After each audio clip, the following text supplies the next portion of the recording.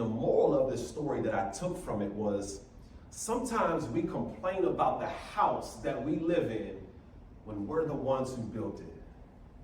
I remember there was a point in my life where I was complaining about my house and my life when I was the one who made the bad decisions. And I had to realize that who I am today is a result of the decisions that I've made up to this point, and who I desire to be will be a result of the decisions that I make today. So I said to myself, I gotta start making better decisions today. I gotta start making better decisions right now with how my life is gonna be built. Because everything that I want in life, and everything that each and every one of you want in life, is built. Success is created, not orchestrated. There isn't some mystical being that randomly bestows people with satisfaction and joy and says, you're going to be successful and you're not going to be successful, and you're going to be successful but you're not. Success is what we create. The beautiful part about it is that not all houses look the same. The beautiful part about it is that not all success looks the same. The beautiful part about it is success to you and me look very different, but it's very obtainable. We were meant to live life in abundance, meaning an overwhelming quantity of.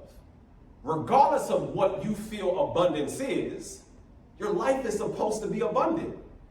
And I had to realize that. So I started to construct this life, y'all, like that third little pig, by doing all of the right things that I could possibly do to build who I am and build the person. I wasn't born this person. I had to become this person by the trials and the different things that I endured through life, but I understood the reason for a lot of those things.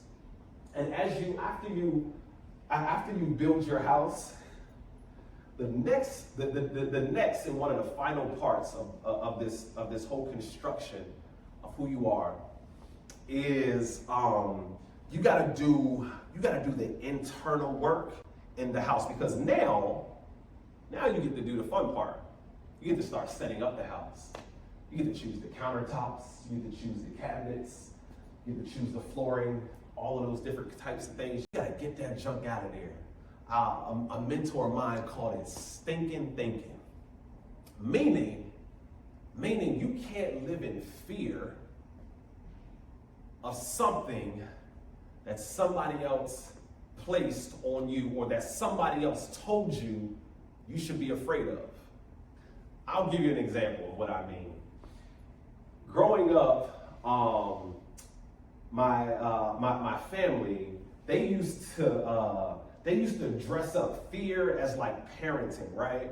Like, and even now as an adult, like when I would tell them, they say, what you doing tonight? I say, well, I got to go into DC. You know, I got a show. They say, oh, you going to DC? You know, you're not going to find parking. I was like, thanks. Right? I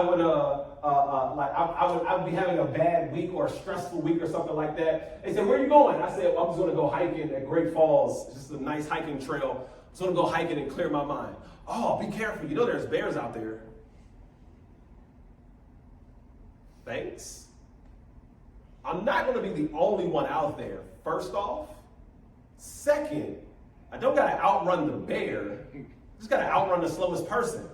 I'll be fine, right? That's all I got to do, right? On my 28th birthday, I wanted two things. I wanted all you can eat crabs. I got it. Just give me my crab. Just put me at the place. Give me 2 dozen. Get out the way. Give me my ketchup, mustard, mayonnaise mix with some Old Bay in there too, and I'm fine. The second thing that I wanted to go skydiving. It's his fault. It can't be mine. But y'all, I had to do an internal clean of myself, and I had to get the fear out of me. I couldn't be trapped by dogma my whole entire life, which is living with the results of other people's thinking. So I cleaned my house. I cleaned my life. I started to practice self-care. I started to practice self-love.